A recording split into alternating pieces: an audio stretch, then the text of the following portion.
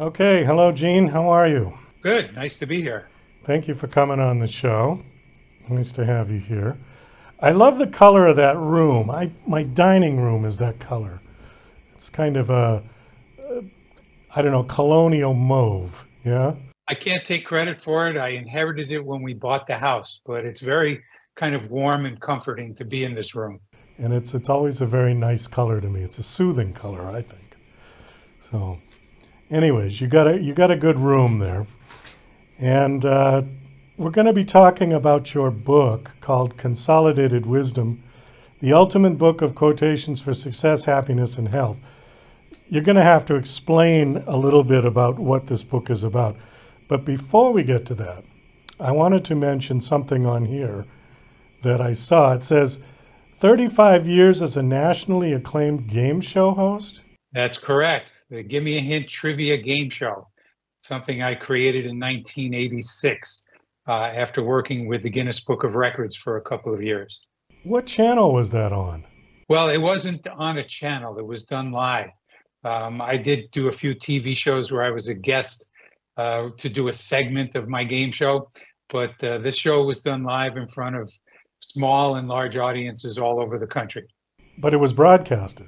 No, it wasn't. Oh, it wasn't These shows broadcasted. were mostly for big corporations, wealthy people in mansions, all kinds of fundraisers, special events of all kinds. Oh, I see. Okay. Because I had never heard of it, and I'm a huge game show fan, especially from the 70s and 80s. So I thought I knew them all, but okay. This game show actually kind of happened in an organic fashion. I was running a special event company, and one of my bank clients asked me to produce a game show. And so I did, with myself as the host. And it was such a big hit that I got over a dozen bookings within a week to be a game show host. So I found myself as a game show host almost by accident. So it was basically a Trivial Pursuit-ish game? Well, it was a combination of, I always modeled myself after Monty Hall and Art Linkletter and Johnny Carson. I was kind of a mix between the three. A little bit of stand-up comedy, a little bit of Monty Hall waving money in front of people to do fun things, and a little bit of Art Linkletter's philosophy that people are funny. So the way it worked was, and this is how it organically occurred, people would always say, don't give me the right answer if they were stumped, just give me a hint. So I would start making up hints because I was a improvisationally trained actor. And when I gave the hints, people loved to try and solve the puzzles.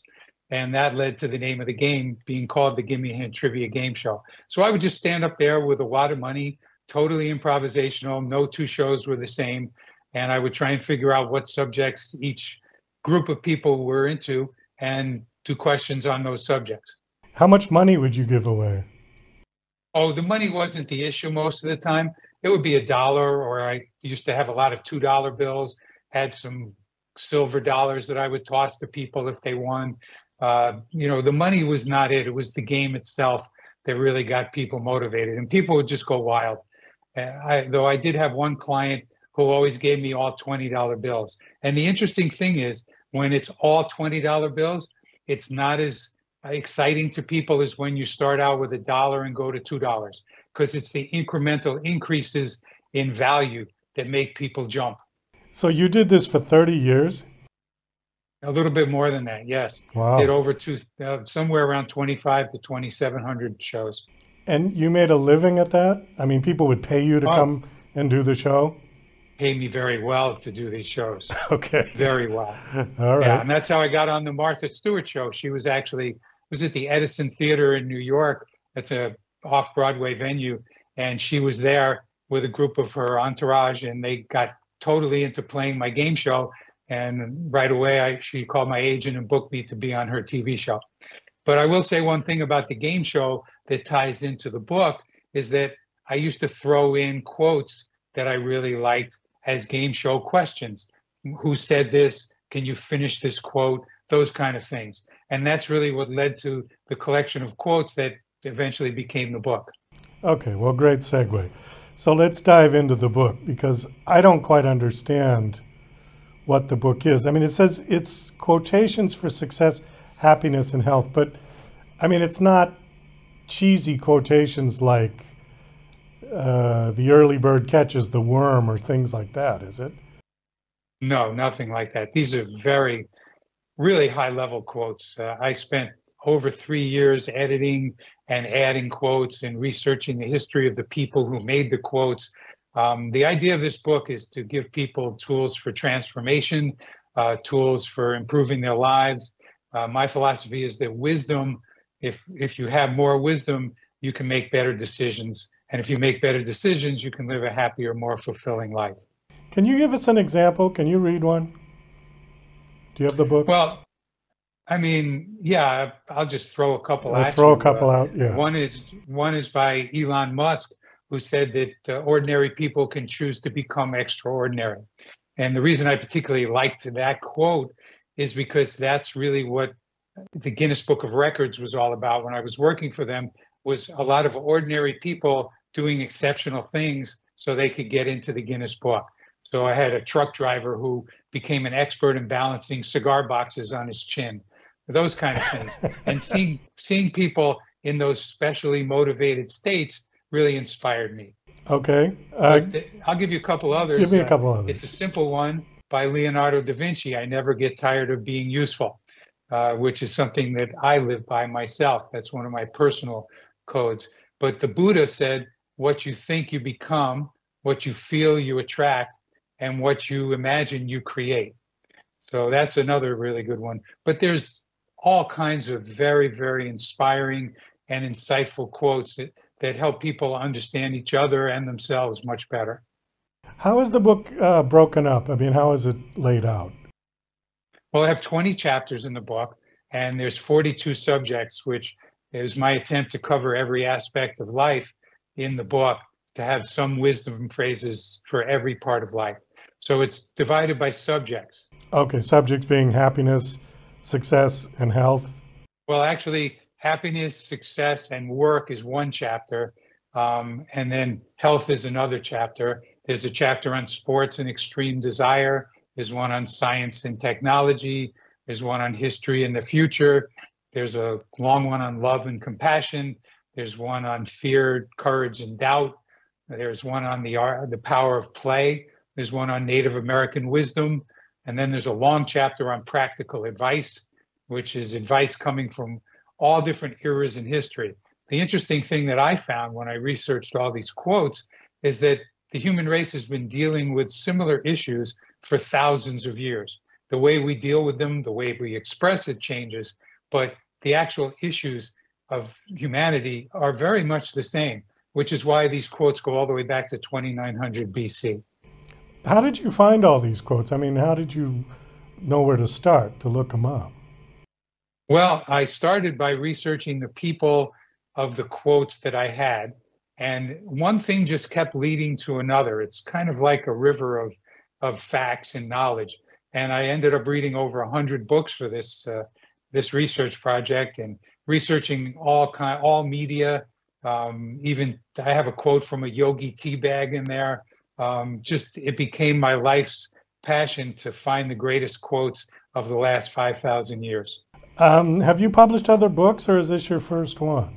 I had a book came out called Younger and Wiser on DreamQuest Publishing. That came out originally in 2017, and then it was reissued. A second issue was in 2020. What was that one about? Well, that was actually, I've been writing poetry throughout my career, although I never published it or used it for anything. I just had this briefcase full of poems. And when I pulled them out back in 2014, maybe, and decided to write that book, I started remembering where I was when I wrote each poem. So it's called backstory poetry. On the back of each poem in the book, there's a story of where I was and why I wrote that particular poem. And the idea of the book in general is combining the energy of youth with the wisdom and experience of our elders. Because I really believe that senior citizens could be a great resource for our society because of their experience and their acquired wisdom. It's unfortunate that most people, you know, who, as they get older, maybe just play golf or get put into old age homes and kind of discarded rather than used as a resource. Well, I have to agree with you, although the problem with the younger generation, having been younger at one point, is that when you're young, you're looking for something new. And as you get older, you realize that there isn't anything new. That it's, like you said, that human nature has been the same struggles for thousands of years with different technology.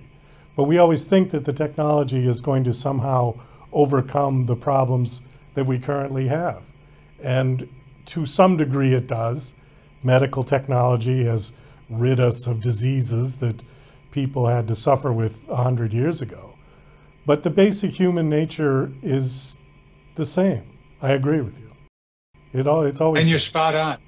Yeah. You're spot on about technology. In fact, in the book, there's a number of quotes where the dangers of technology are also addressed. So there's the wonders of technology and the dangers of technology. Even Harry Truman, as president, voiced a concern about where technology was going to take us if our emotional level wasn't increased. Well, our emotional intelligence. Yeah, and he would be the one to know because he was the first one to utilize nuclear weapons. So exactly. Yeah, exactly right. We got just about 2 minutes, and I want to work a little backwards here because I just see something else on here. So before the game show, you were a professional juggler, magician, and fire eater? Yes. Were you on what, Cirque du Soleil or something? Or where No. So I had my own one-man variety show, and I toured all over the United States, mostly performing at colleges. I worked the college circuit for 4 years. But I also opened concerts, and actually I'm the one that taught Gene Simmons how to eat fire. Oh, really? Oh, that's cool. Yes. Okay. It was in the mid-1970s. I was booked to eat fire and MC a concert, and I didn't even know who they were. It was for Kiss and the New York Dolls. It was while they were on their ascending period of concerts. And Gene Simmons came and saw my rehearsal and asked me to show him how to do that. And he gave me $50, and we went out in back of a theater in Flint, Michigan, actually. And I taught him and his group how to eat fire. Unfortunately, we are out of time, so we do have to wind this down. The book is called, again, Consolidating Wisdom, the ultimate book of quotations for success, happiness, and health. My guest is Gene S. Jones. Last question, do you have a website that you want to give out? I definitely do. It's genejoneswisdom.com. Okay, and there's information about the book and where to buy it? There's a lot of information about the book. There's also a link to buy the book if people are interested. And there's information about myself as well as my other book, Younger and Wiser. Okay, great. Well, Gene, thanks again for coming on the show. It was nice meeting you and chatting with you. Best of luck with the book. I hope it does well. My pleasure. Thank you.